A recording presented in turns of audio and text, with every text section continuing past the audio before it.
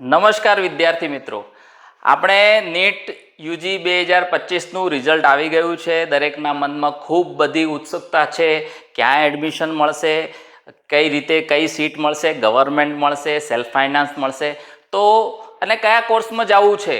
તો આ બધી ઉત્સુકતાને થોડી શાંતિ રાખીએ અને આપણે એને થોડું વ્યવસ્થિત રીતે જાણવાનો પ્રયત્ન કરીએ કે આપણા સ્કોર પ્રમાણે આપણને કઈ જગ્યાએ કઈ કોલેજમાં એડમિશન મળી શકે છે.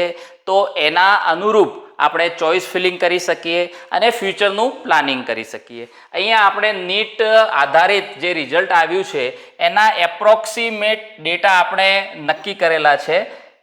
એ રેન્ડમની આંકડા આપણે લીધેલા છે. આ બધા જ આંકડા એ એપ્રોક્સિમેટલી એટલે અંદાજિત છે, એના અરાઉન્ડની સંખ્યા હોઈ શકે. તો સૌ પ્રથમ જોઈએ કે 686 એટલે 686 જે હાઈએસ્ટ સ્કોર છે અને 678 સુધી ટોટલ 1 થી 8 ઓલ ઇન્ડિયા રેન્કમાં આવે છે અને ટોટલ 14 વિદ્યાર્થીઓ છે. એના પછી 677 થી 650 સુધી 9 રેન્કથી 77 રેન્ક છે અને ટોટલ 50 વિદ્યાર્થીઓ છે. 622 થી જોવા જઈએ 609 વચ્ચે 412 થી 845 નો રેન્ક છે અને 450 એપ્રોક્સિમેટલી વિદ્યાર્થીઓ છે. આ વિદ્યાર્થીઓની સંખ્યા રહેલી છે. હવે 607 થી 582 વચ્ચે જોઈએ તો 981 થી 3246 જે રેન્ક છે અને ટોટલ 2300 વિદ્યાર્થીઓ છે આ રેન્કની અંદર. હવે એના પછી નેક્સ્ટ જોવા જઈએ તો 569 થી 549. હવે આ એક 20 માર્ક્સનો જ અંતર છે. તો એ અંતરની અંદર 5603 થી 12830 નો ઓલ ઇન્ડિયા રેન્ક મેળવેલો છે અને ટોટલ 7300 વિદ્યાર્થીઓ છે. આમ જેમ જેમ તમે નીચે જતા જશો તેમ તેમ વિદ્યાર્થીઓની સંખ્યા વધતી જશે. આપણે નેક્સ્ટ જોઈએ તો 540 થી 528 રેન્કની અંદર ટોટલ 8200 વિદ્યાર્થીઓ છે. હવે આ અને લાસ્ટમાં જોઈએ કે 525 થી 515 આ પણ એક 20 માર્ક્સનો રેન્જ છે અને એ રેન્જની અંદર 9150 વિદ્યાર્થીઓ છે. આવું માનવામાં આવે છે કે આટલી રેન્જમાં જે વિદ્યાર્થીઓ આવેલા હશે એને ઓલ ઇન્ડિયાની અંદર સ્ટેટ કોટાની અંદર MBBSની સીટ મળી શકે એમ છે.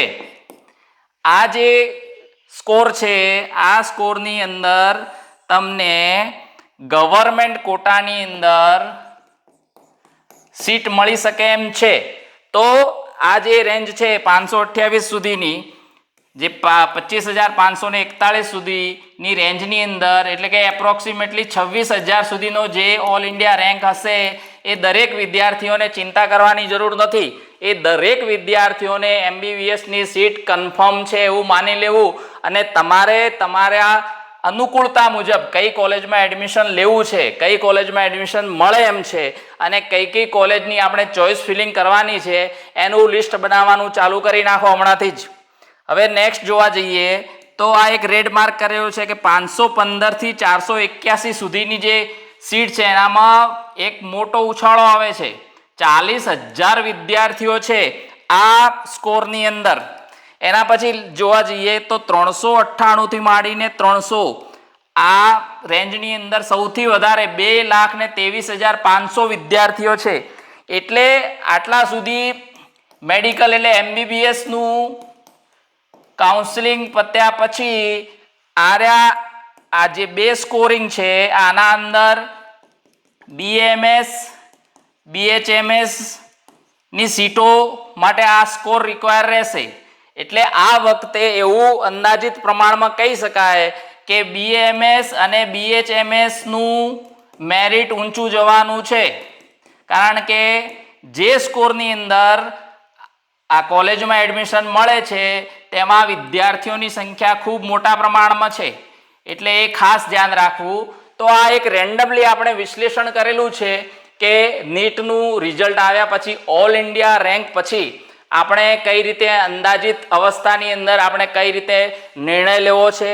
આપણે જાણી લઈએ કે આપણા સ્કોર પ્રમાણે, આપણા ઓલ ઇન્ડિયા રેન્ક પ્રમાણે આપણને કયા કોર્સમાં એડમિશન મળે છે, MBBSમાં મળે છે કે BAMSમાં મળે છે કે BDSમાં મળે છે કે BHMSમાં મળે છે, કોઈ પણ ક્ષેત્રની અંદર આપણે જવાનું છે તો એ પ્રમાણનું આપણું ફ્યુચર પ્લાનિંગ હોવું જોઈએ.